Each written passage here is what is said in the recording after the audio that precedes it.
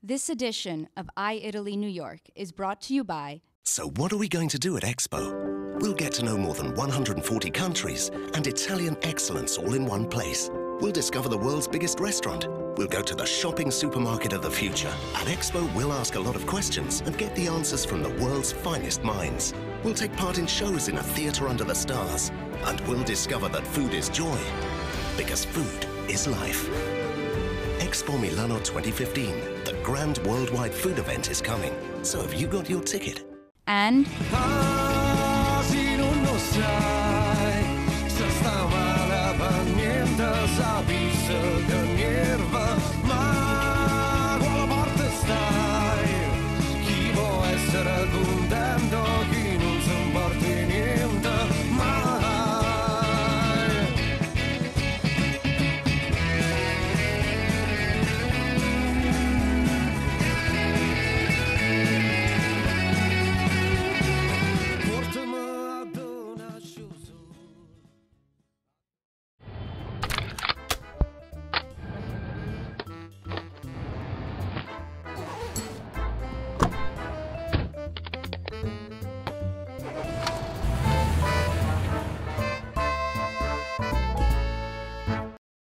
In this week's episode, Events, Francine Segan takes us on a journey through the Summer Fancy Food Show.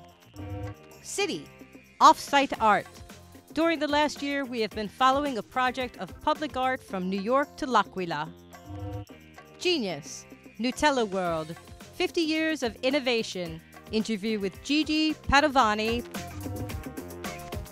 And now let's start with Summer Fancy Food Show.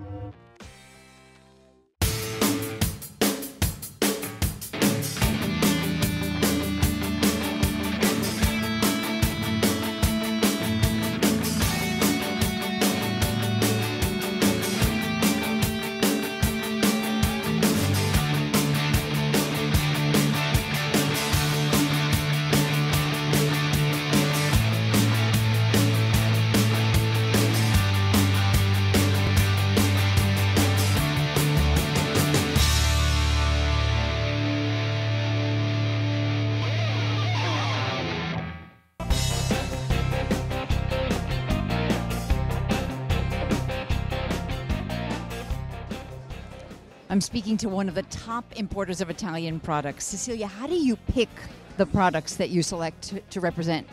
Anything that's special for Italy in a specific area, that's pretty much where we go and where we find the little niche producer that has a history, that has a good story, and the best qualities. Now, this year, you have a product that was nominated for a Sophie Award. Tell us a little bit about this fabulous product. This is one of our many great producers.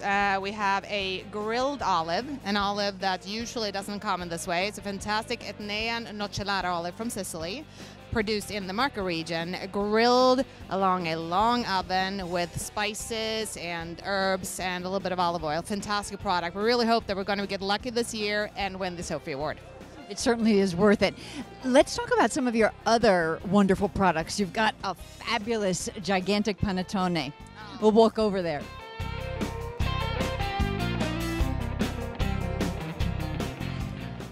I smell a fabulous yeast brioche fragrance. What is that about?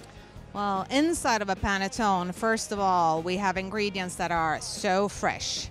The yeast is a mother yeast. They don't use any kind of artificial yeast, but only mother yeast that actually was started in 1930.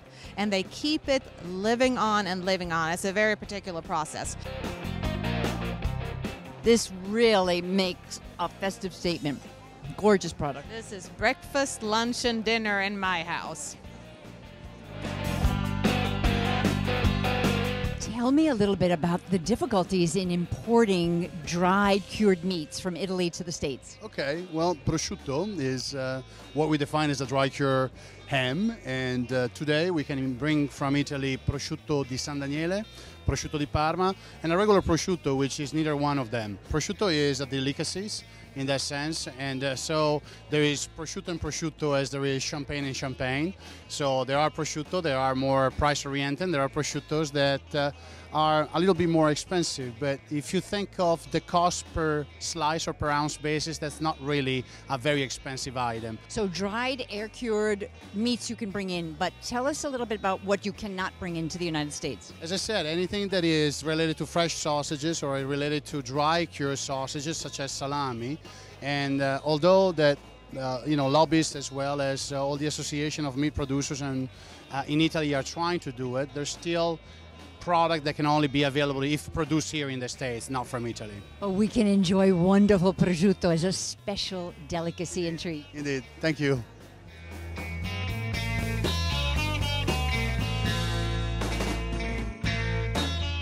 You import some fabulous Italian products. How do you pick them? All my products, I want to know a lot about who makes them, where they are made, but I want to be also the person that uses them daily in my kitchen. I want to bring to the States the best products that Italy can offer.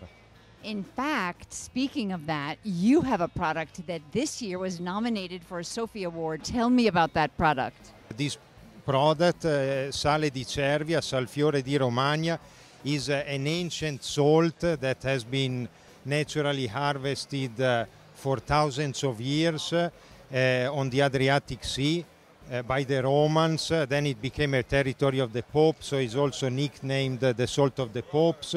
And I'm very happy also for the producers. Is a small co-op, so it's an honor really for them also to be selected for the Fancy Food Show Sophie Award.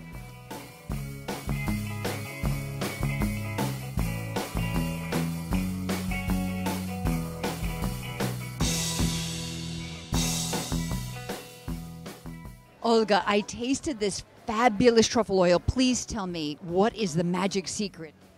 The secret is finally we have the real truffle oil from the real truffles. So no aromas, no synthetical perfumes, but the real truffles. And today we have Christine Silverstein, a finalist from Master Chef. What did you prepare today? Today we debuted a black truffle Urbani truffle lobster roll. It was delicious. I did it on a brioche bun. I dressed it with some white truffle Urbani butter. And I dressed the lobster salad, in some white truffle and black truffle as well, mayo. Delicious, everyone is smiling. And the fabulous imported pizza. Yeah, Don Antonio is the most ancient pizza from Naples, and he came, Mr. Don Antonio, in person from Italy, from Naples, just to cook himself pizza with truffles. So truffles can go from the elegant lobster to the simple pizza. Let's talk to Don Antonio. What does it mean to bring this wonderful pizza maker here to New York? I think it's like a gift while we do it. It's like a gift to the truffle company and to Urbani to bring the Don Antonio here to make the real Napolitan pizza. It really is a gift. And do you think that truffles and pizza goes well together? La nostra venuta in America era quella di far vedere la tipicità della pizza napoletana. Poi ci accoppiamo a dei prodotti che sono il mito dell'Italia e con i tartufi pensiamo che possa andare benissimo.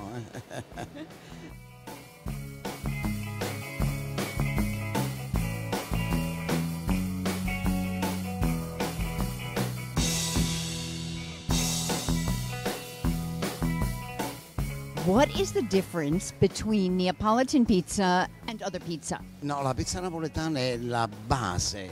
Poi ci siamo adeguati a tutto quello che può essere una serie di innovazioni da andare a incontrare il gusto del cliente, da fare sì, e ci siamo quasi riusciti, che la pizza diventa il cibo maggiormente mangiato in tutto il mondo. And today we're having pizza with truffles. What kind of truffles? What did you put on top? Well, today we have 3 different truffle cream. We are one porcini and white truffle, pesto and truffle, and the cream and truffle. Let's taste this fabulous truffle pizza.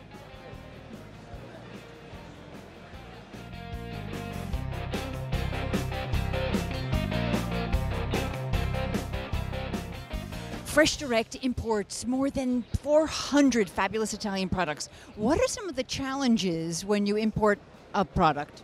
Well, I'll tell you. There are the points of discovery and the aha moment, and bringing those things to shore is what we really want to do. Dry goods such as olive oil, pasta, some fine chocolates are easier. But when you talk about fresh items, that's where you run into some trouble. If there is distribution here in the U.S., especially in New York, that's the easy part. But if I find something that is not available to the general distribution channel, then I have to go about getting those things set up. What are the most popular products that Fresh Direct sells from Italy? The most popular within deli and cheese is Parmigiano, hands down, easy, the end. That's the best-selling product that we have within the Italian sector. Prosciutto, all sorts of prosciutti are also tremendous selling products. Something I love that is not as big, a small ball item, there's some great Sicilian chocolates made in Aztec style from Bonajuta, from Odica. Great. Who knows about this? No one, but I love to eat them, and they're very, very good. Anything that you're scouting during the Fancy Food Show that you're looking for to fill the shelves at Fresh Direct from Italy? Well, right now I'm looking at, again, on the dry cured side, I'm looking at some prosciutto makers that are going to be private branding things for us. I'm selecting the best that I can within that group and putting the Fresh Direct brand on there as found by Fresh Direct. Do you have a favorite Italian cheese that you've discovered for Fresh Direct? Well, I've discovered it for myself. I'm sure that many people know about this in Italy. I don't think anyone knows about it here. It's a fresh cheese, only a 2-month product that is infused with fennel and fennel pollen, and then it's pressed with hay. It's unbelievable. Right from the field, it tastes fresh, lactic, and very fragrant. Beautiful, beautiful cheese. And we'll find that at Fresh Direct? You will find that soon at Fresh Direct because I have them shipping it to me in about a week.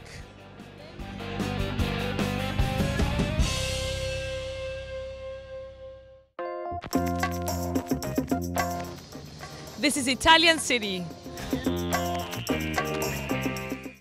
During the last year, we followed OffSite Art, a public project from New York to L'Aquila. Although the scaffolding at the historic center was destroyed by the earthquake of 2009, now it comes to life with a beautiful selection of international artwork.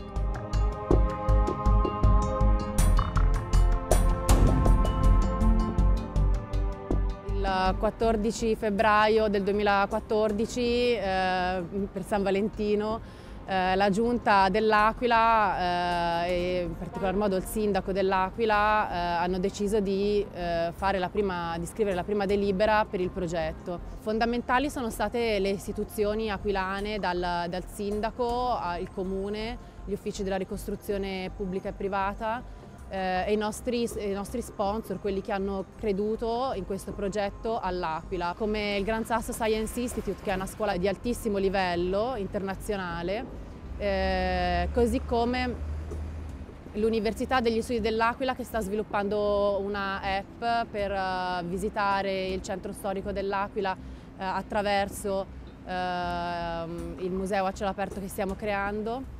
Abbiamo poi la collaborazione con ANCE, che è l'Associazione Costruttori L'Aquila, specialmente nella figura del presidente Gianni Frattale. Abbiamo quindi un grosso sostegno da parte di istituzioni che hanno un certo peso oggi, con tutto quello che è successo all'Aquila, e che vivono la città tutti i giorni.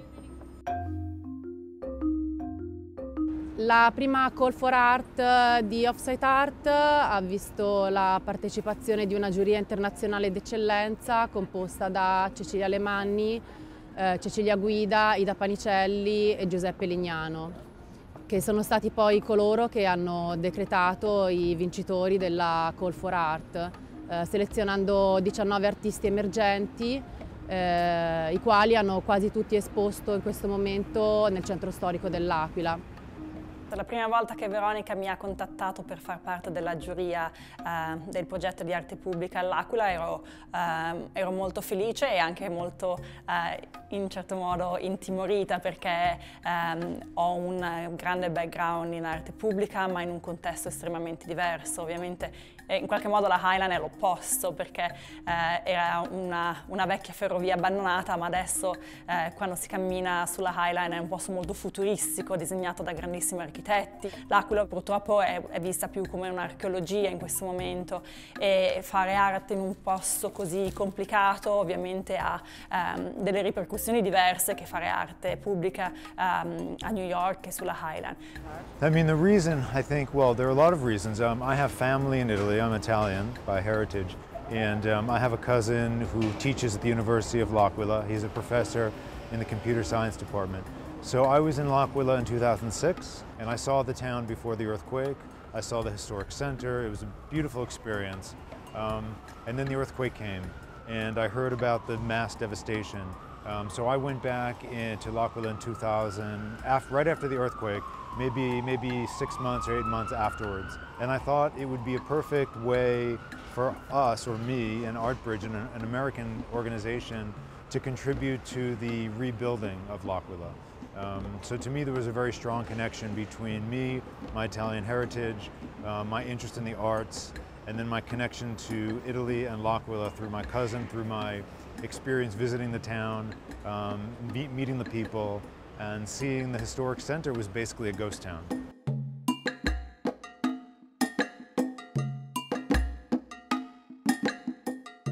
So for the jury panel, I know Giuseppe from New York City. He's an architect, he lives in my neighborhood, and I know him through my connection with the High Line. I'm friends with the people who founded the High Line, so that's how I know Giuseppe. And I also know Cecilia Almani through my friends at the High Line.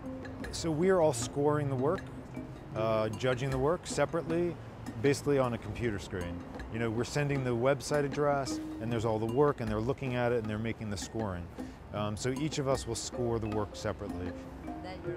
And then we'll combine it and make the choices. Ci sono stati tanti artisti che con il loro progetto erano interessati a ridiscutere la città in sé, sia con fotografie di città esistenti, sia con renderings e fotografie più di spazi immaginari. Ci sono anche stati degli artisti che hanno portato lo spazio privato, lo spazio domestico fuori sulle tele della città, e quindi ho trovato molto interessante questi diversi approcci che, diciamo, cercavano di scappare dall'idea di arte pubblica come uno spazio più tradizionale, ma di creare uno spazio di riflessione e di incontro.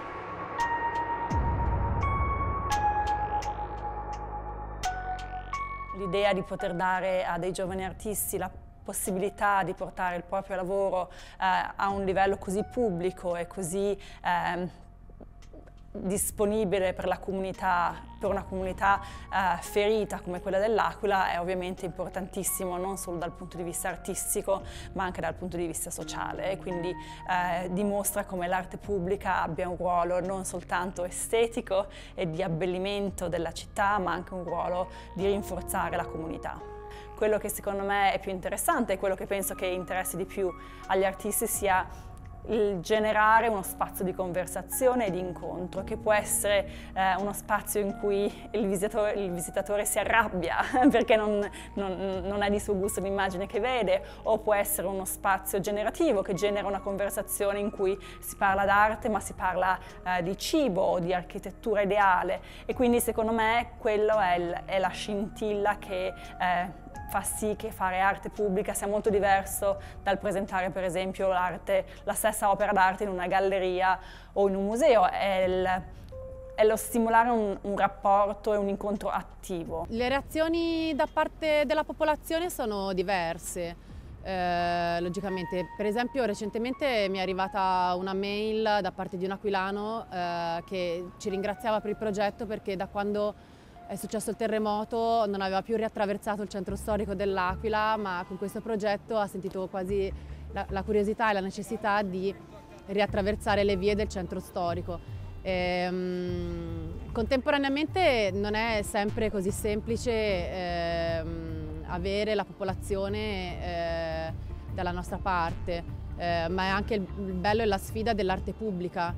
In questo caso noi andiamo ad agire su dei palazzi che sono le case private di persone che l'hanno persa, quindi andiamo a toccare un qualcosa che è molto privato e lo andiamo a trasformare. Questo crea delle nuove identità. Here in New York, when we do an installation, it's printed on like a fabric material, right? And when the installation is finished here in New York, we take the fabric and we make it into messenger bags. So we actually cut it like the one you're wearing. We make messenger bags. So each messenger bag is very unique. So then we sell those to fund the organization, to raise awareness, to bring awareness to the artist, and to raise money for our operations. So in Italy, in L'Aquila, I hope we do the same thing. That's the idea. La seconda col For Art vogliamo dare un tema sempre abbastanza generico, ma cercheremo di legarlo al cambiamento delle città, al cambiamento che noi abbiamo nel vivere le nostre città con la nuova tecnologia, con questi spazi tra il pubblico e il privato che sono sempre più sottili. Daremo questa riflessione agli artisti e la daremo non soltanto agli artisti italiani stavolta, ma anche agli artisti che risiedono a New York. L'obiettivo della seconda call è quella di fare un passo verso l'internazionalità del progetto. Vogliamo unire le due città, una ghost town con la città che never sleep, e vogliamo unire le vertigini che abbiamo salendo su un grattacielo di Manhattan con le vertigini che si possono avere salendo sulla cima del Gran Sasso. L'Aquila è attualmente il cantiere edile più grande d'Europa. Questo significa che la ricostruzione non è terminata e questo significa che questo progetto andrà avanti per i prossimi anni accompagnando la ricostruzione, seguirà il respiro della ricostruzione, sarà appunto come una danza. Queste installazioni saliranno e scenderanno al passo della ricostruzione. Speriamo sempre di più che questo museo a cielo aperto dell'arte emergente riempia e cambi la pelle dei palazzi. Ci sarà un momento in cui sarà decrescente proprio perché la ricostruzione arriverà alla sua conclusione, ci auguriamo il prima possibile, anche se realisticamente parlando ci vorranno ancora molti anni e questo permetterà anche al progetto di essere visitabile per i prossimi almeno 4-5 anni.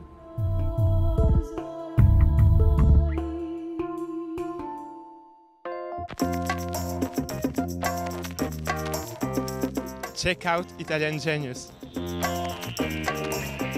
I'm here at Italy at the wonderful Nutella bar with my dear friend Gigi Padovani, who's written Nutella Mondo, about 50 years of Nutella history. Benvenuto a New York. Nice to meet you.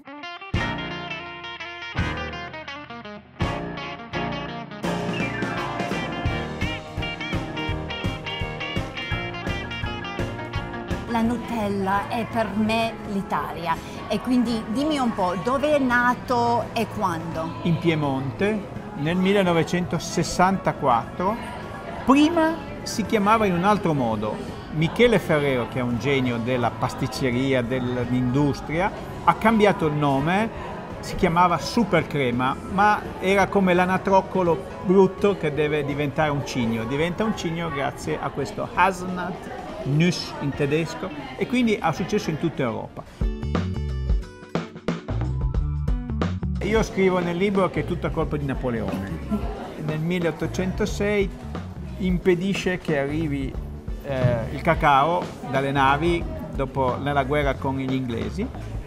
Mancava quindi il cacao in Europa, in Italia. Torino in Piemonte era la capitale del cioccolato di tutta l'Europa e allora i bravi maestri artigiani cioccolatieri piemontesi, torinesi inventano questo matrimonio Haselnut and Cacao e quindi nasce il gianduiotto. Poi diventa Nutella perché è spalmabile, ma il primo che ha avuto l'idea di fare spread è stato Ferrero con Nutella. Quale capitolo ti piace di più nel tuo libro? I personaggi famosi che parlano di Nutella, che raccontano molti personaggi italiani, da Fiorello, ma persino il nostro Presidente del Consiglio Matteo Renzi, che l'ha usata nella sua campagna elettorale, lo spot Nutella, per dire vedete come si deve comunicare. Le prime Nutella Party li ha fatti il partito di Berlusconi, quindi è un trasversale, no? Bipartisan totalmente, e quindi queste piccole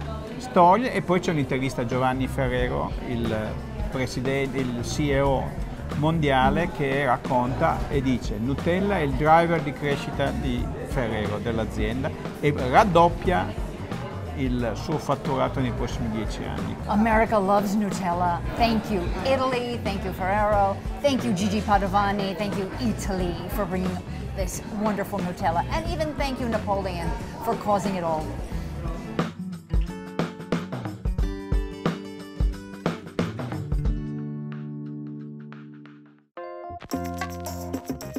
Coming up on next week's episode. Join us as we relive the sights, sounds, and tastes of the nation's largest food fair, where Italy played a key role as the partner country sponsor of the 2015 Summer Fancy Food Show.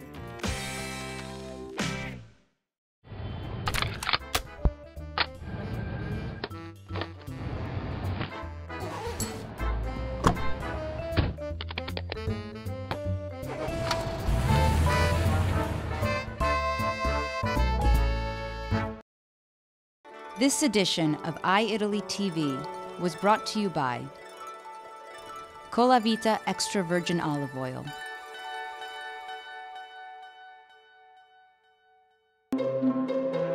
and Cheerio chopped tomatoes.